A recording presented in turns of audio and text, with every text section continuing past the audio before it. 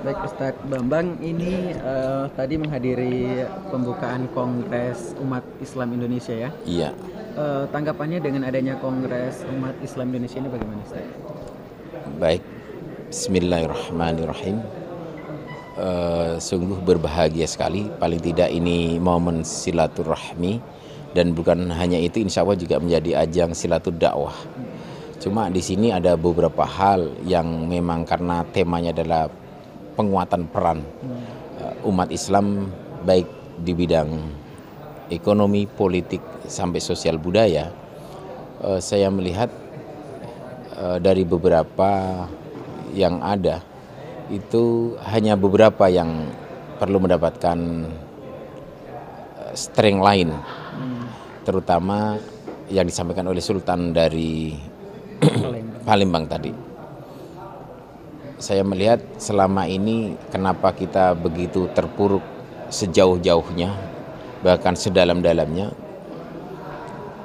karena selama ini penguatan kita itu selalu memakai penguatan yang standarnya pakai kacamata dunia. Misalnya di bidang politik, juga di bidang ekonomi. Kalau kita mau jujur bahwa kita ini pendatang baru di dunia. Ketika kita mencoba dengan cara baru dan sistem baru, pasti gagal. Karena sistem dan cara itu sudah Allah ajarkan lewat nabinya. Itu yang pertama. Yang kedua,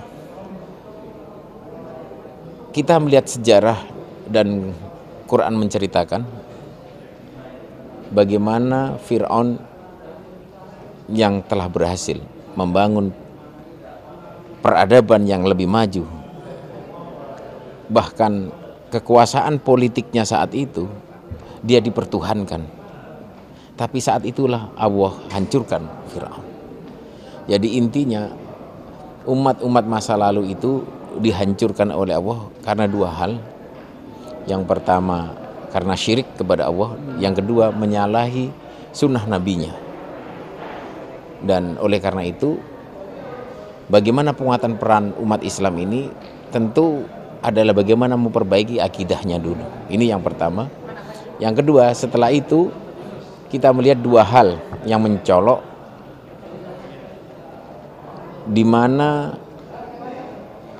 umat Islam yang kita anggap dengan bahasa istilah sekarang itu, saya anggap Islam yang tidak berjenis kelamin, apalagi dengan munculnya banyak aliran-aliran, faham-faham yang aneh-aneh.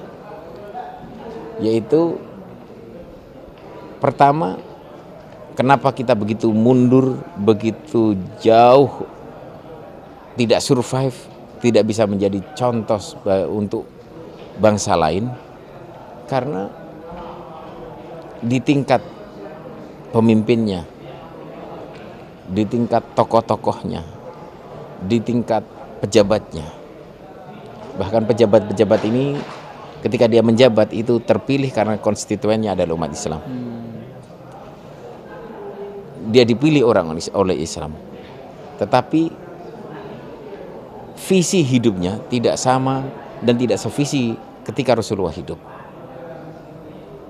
yaitu bagaimana syariat Islam ini ditegakkan, bagaimana syariat Islam ini ditegakkan. Inilah yang salah satu kunci utama kenapa kita terpuruk demikian dalam. Dan yang kedua, ciri yang menonjol adalah orang-orang Islam sekarang, dia Islam, dia kaya, dia terkenal, haji, bahkan umroh berkali-kali, tetapi hidupnya tidak semisi dengan misi Rasulullah, karena dia tidak ada di dalam dirinya bagaimana Islam ini didakwahkan.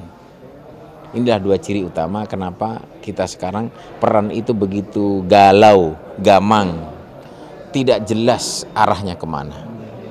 Nah, apalagi dengan kondisi saat ini. Inilah yang membuat tantangan. Mudah-mudahan kongres ini menghasilkan sesuatu yang bermanfaat bagi umat Islam ke depan. Bukan Islam yang ada embel-embel, tetapi Islam ya Islam, Islam yang sesungguhnya. Ya. Baik, ini harapan khusus apa yang Ustadz Bambang harapkan Iya. yang tercetus dalam Kongres Umat Islam Indonesia yang ke-6 ini? Harapan saya tentunya kalau kita melihat sejarah, bagaimana peradaban itu bisa dibangun kalau kita lihat kelahiran Rasulullah itu di tahun 572 Masehi. Kalau mau lihat insya Allah bulan Rabiul Awal tanggal 12 dan beliau wafat di tahun 632 Masehi. Kemudian di tahun 636 Masehi bumi Palestina Baitul Maqdis bisa direbut oleh umat Islam. Hanya selisih 4 tahun setelah Rasulullah wafat. Kemudian di tahun 711 Masehi Andalusia bisa direbut dan ditaklukkan oleh Islam. Bahkan daratan Eropa seluruhnya bisa diislamkan saat itu. Apa yang terjadi sesungguhnya? Karena peradaban yang sesungguhnya adalah peradaban ilmu di sini. Jadi harapan kami dan bahwa peradaban ini terbangun itu dimulai dengan taklim dan itu dilakukan di masjid. Jadi kalau kita tinjauan dari yang bahasa sekarang sosial budaya, itu masyarakat kita sekarang sudah sungguh sangat jauh dari budaya-budaya yang diajarkan oleh ulama-ulama kita terdahulu. Misalnya begini, di Minang ada adat sarak basandi di Kitabullah.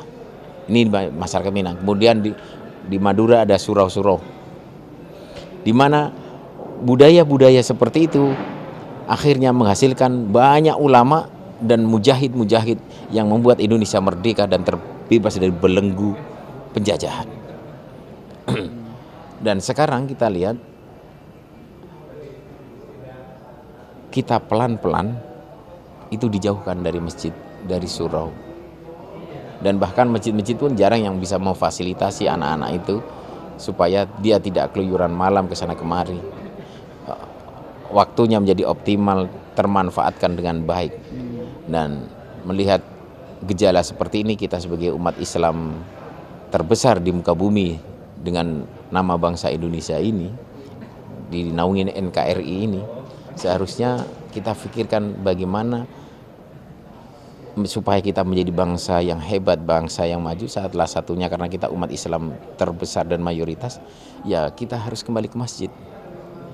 Sebagaimana Rasulullah, kalau kita mau lihat inspirasi, orang-orang yang dididik dan ditarbiyah langsung oleh Nabi itu, yang saat itu disebut dengan ahlus sufah karena ketidakmampuan ekonominya sehingga tinggal di masjid, menjadi orang-orang hebat. Misalnya Usama bin Zaid radhiyallahu anhu, umur 18 tahun sudah terpilih menjadi panglima perang.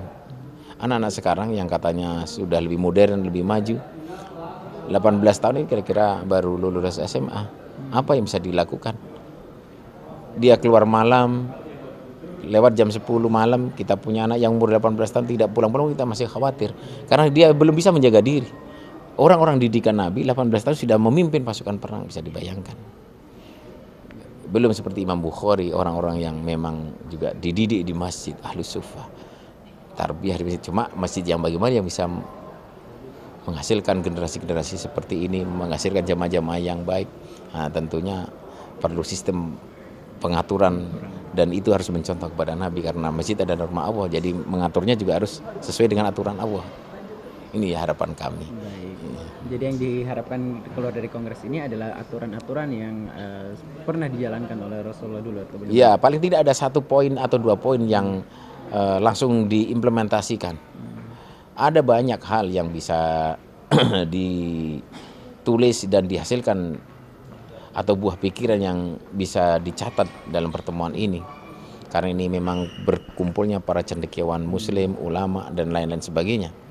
Cuma saya menginginkan karena ini sudah kongres ke-6, ada sesuatu lah yang memang begitu keluar dari ruangan ini, kongres ditutup, masing-masing kembali ke daerah, itu mempunyai sesuatu ini yang harus kita kerjakan. Terutama bagaimana berjamaah, bagaimana taat kepada pimpinan, bagaimana menghargai hasil sebuah musyawarah. Kemudian kita terapkan.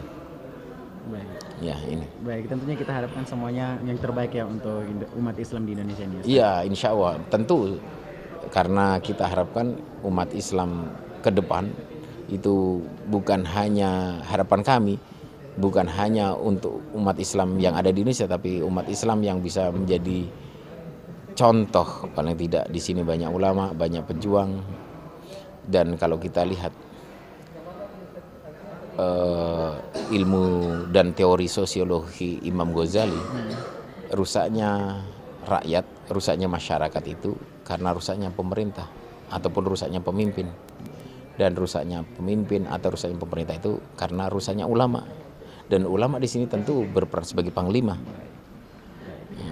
Ini Baik, yang harus menjadi poin. Baik, ya. Terima kasih Ustadz Bambang atas waktunya. Terima kasih. Baik. Baik para pemirsa Soma TV, demikianlah wawancara kita dengan Ustadz Bambang Santoso dan membahas dan berbicara tentang harapan ke depan setelah Kongres Umat Islam Indonesia ini. Dari Hotel Ina Garuda Yogyakarta, saya Wan Muro melaporkan untuk Umat TV Jakarta.